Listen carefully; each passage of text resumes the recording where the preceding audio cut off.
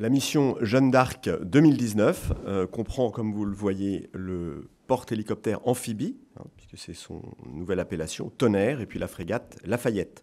Ils appareilleront le 25 février en présence du CEMA, qui sera là pour l'occasion.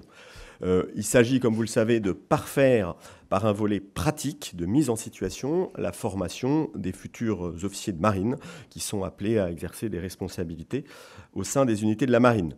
Donc, comme vous pouvez le voir, ils sont au nombre de 130, essentiellement constitués des officiers de la promotion 2016, officiers de l'école navale, et puis une deuxième partie, un petit peu plus d'une trentaine, 36 exactement, sont des officiers sous contrat long, c'est-à-dire des contrats de 8 ans.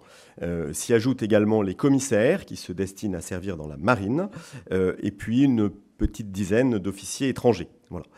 Enfin, pour de courtes périodes, il y aura aussi bien des militaires que des civils qui viendront en stage dans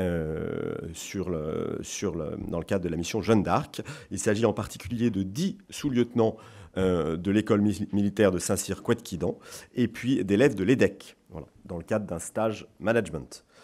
Outre le volet formation que j'ai abordé, ce déploiement comprend aussi un fort volet opérationnel et interarmé. C'est pour ça que vous avez une participation de l'armée de terre jusqu'à Djibouti, avec un détachement de l'armée de terre de 150 personnes et véhicules, un groupe tactique embarqué, et puis 2 gazelles de l'ALAT. Voilà. On va passer à la slide suivante. Voilà, je terminerai donc par la présentation du déploiement, un départ le 25 février, donc lundi, vers l'océan Indien.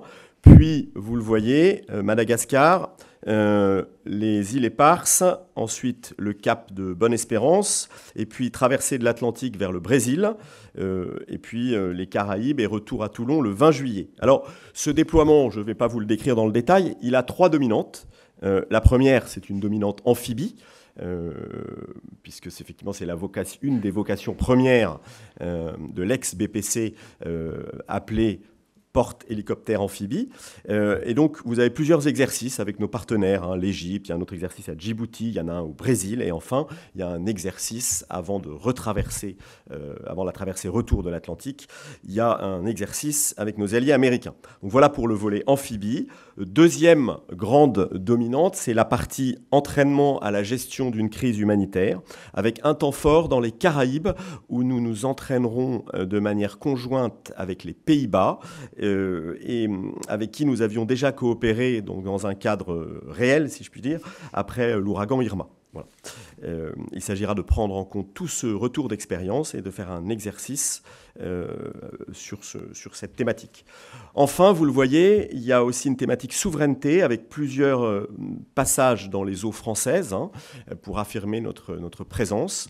Donc c'est le cas dans les îles Éparses, c'est le cas ensuite au large de la Guyane et c'est enfin le cas dans les Antilles.